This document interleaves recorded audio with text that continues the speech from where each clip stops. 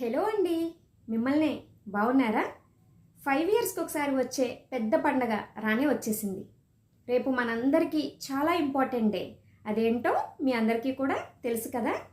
So ఎవరికైతే vote ఉందో వాళ్ళు కంపల్సరీ ఓటునైతే వినియోగించుకోండి. నేను పలానా వ్యక్తికే ఓటు వేయాలి అని చెప్పడానికి రాలేదండి. మీకు ఎవరికి ఓటు వేస్తే న్యాయం చేస్తారు అని అనిపిస్తుందో ఆ వ్యక్తికి కరెక్ట్ డెసిషన్ తీసుకుని ఓటు వేయండి. అలాగే రేపు మనకి అసెంబ్లీలో అలాగే పార్లమెంట్లో కరెక్ట్గా రిప్రజెంట్ చేసే నాయకుడిని ఎన్నుకోండి. మన కోసం ఫ్యూచర్ విజన్ కోసం ఫైట్ చేసే నాయకుడిని ఎన్నుకోండి. కరప్షన్ లేకుండా సిన్సియర్గా పనిచేసే నాయకుడిని ఎన్నుకోండి.